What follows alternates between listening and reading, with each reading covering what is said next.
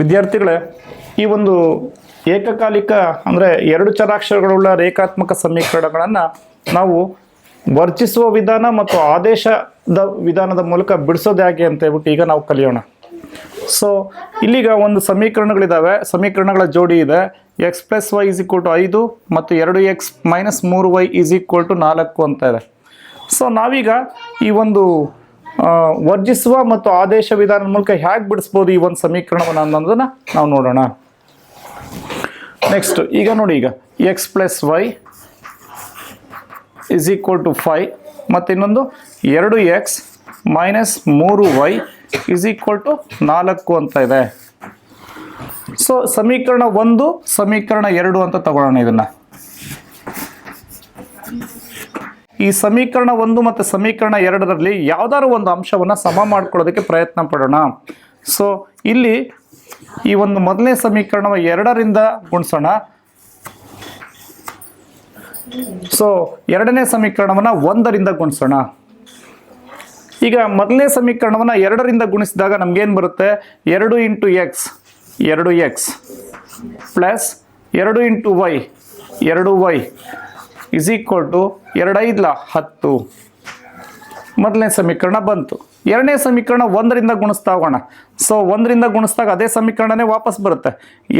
1 into 2x ಅಂದರೆ 2x minus 1 into 3y ಅಂತಂದರೆ 3y is equal to 1 into 4 ಅಂದರೆ 4.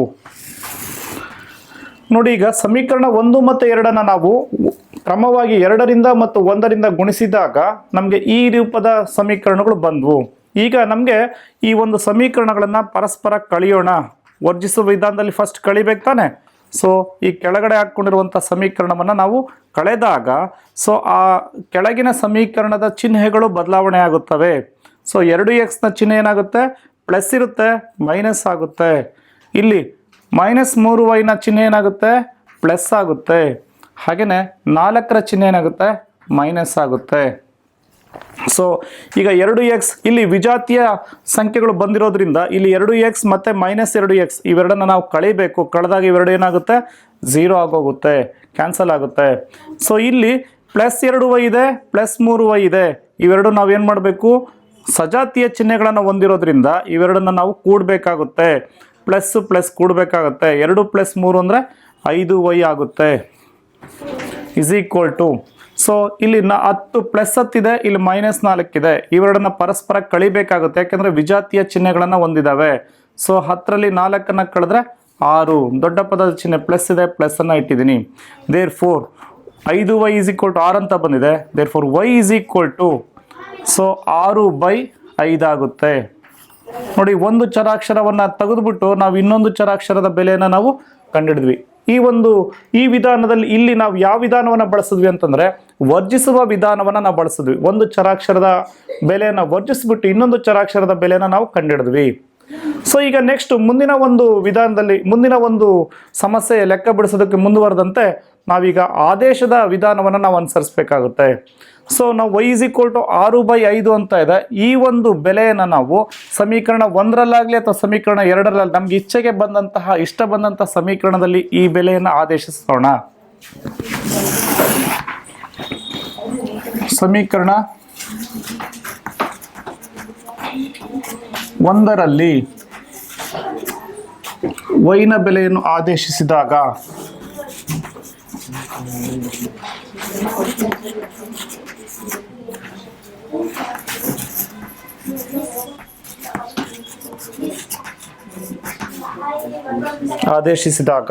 So ಏನಾಗುತ್ತೆ? ಇಲ್ಲಿಗ ಸಮೀಕರಣ 1 ಏನಂತ ಇದೆ? X plus y is equal to 5 ಅಂತ ಇದೆ. So x plus y is equal to 5 ಅಂತ ಇದೆ. ಸೊ ಎಕ್ಸ್ ಅಂತಂದರೆ ಈಗ ನಮಗೆ ಗೊತ್ತಿಲ್ಲ, ಎಕ್ಸನ್ನು ಹಾಗೆ ಬರ್ಕೊಳ್ಳೋಣ. ವೈ ಬೆಲೆ ಏನಿದೆ? 6/5 ಅಂತ ಇದೆ. 6/5 ಸೊ ಇಸ್ ಈಕ್ವಲ್ ಟು 5 ಅಂತ ಇದೆ. ಈಗೇನು ಮಾಡೋಣ?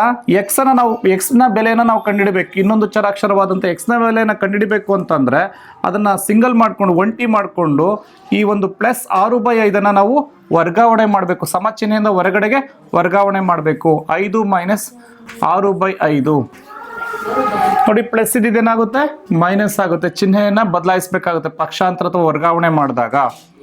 ಸೊ ಈಗೇನಾಗುತ್ತೆ ಎಕ್ಸ್ ಇಸ್ ಈಕ್ವಲ್ ಟು ಇಲ್ಲಿ ಛೇದದಲ್ಲಿ ಏನು ಇಲ್ಲ ಅಂದ್ರೆ ಒಂದಿದೆ. ಸೊ 1 ಮತ್ತು 5ಕ್ಕೆ ಇವೆರಡು ಭಿನ್ನರಾಶಿಗಳ ರೂಪವನ್ನು ಪಡೆದಿದೆ ಅಂತ ಇಟ್ಕೊಂಡಾಗ 1 ಮತ್ತು 5ಕ್ಕೆ ಲಾಸಹ 5 ಆಗಿರುತ್ತೆ. ಸೊ 1ರಿಂದ 5 ಪ್ರತಿಯೊಂದು ಛೇದದಿಂದ ಈ ಒಂದು ಲಾಸಹವನ್ನು ಭಾಗಿಸಿದಾಗ ಬಂದಂಥ ಉತ್ತರವನ್ನು ಅಂಶಕ್ಕೆ ಗುಣಿಸ್ತಾ ಇದ್ದೀವಿ.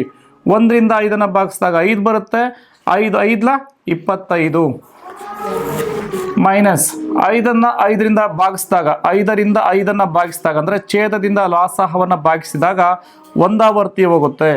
ಒಂದು ಅಂಶವನ್ನು ಒಂದು ಉತ್ತರವನ್ನು ನಾವೇನು ಮಾಡೋಣ ಅಂಶಕ್ಕೆ ಗುಣಿಸೋಣ. 6 1 6 ಆಗುತ್ತೆ.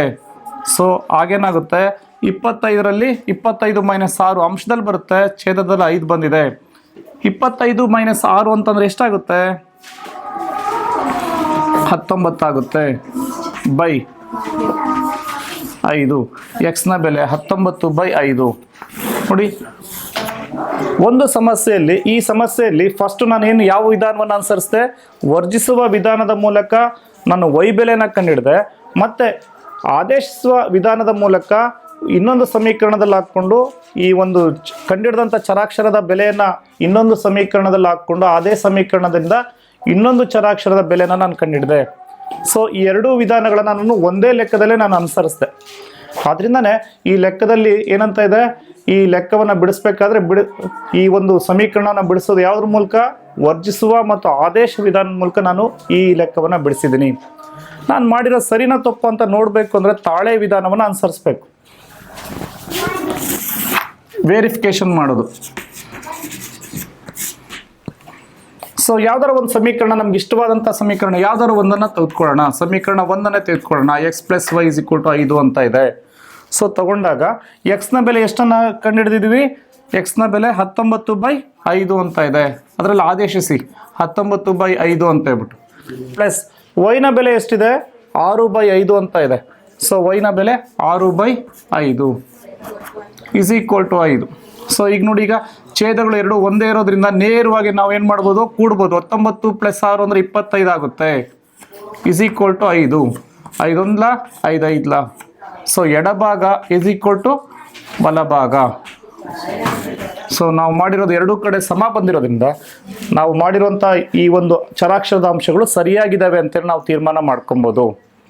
ಸೊ ಹೀಗೆ ಒಂದು ಸಮೀಕರಣ ಕೊಟ್ಟಾಗ ಅದು ಸಹ ವರ್ಜಿಸುವ ಮತ್ತು ಆದೇಶ ವಿಧಾನದ ಮೂಲಕ ನಾವು ಕಂಡುಹಿಡಿಯಿರಿ ಅಂತ ಹೇಳಿದಾಗ, ಸೊ ಬಿಡಿಸಿ ಅಂತ ಹೇಳಿದಾಗ ಈ ರೂಪದಲ್ಲಿ ನಾವು ಈ ಒಂದು ಸಮಸ್ಯೆನ ನಾವು ಬಿಡಿಸಬಹುದು.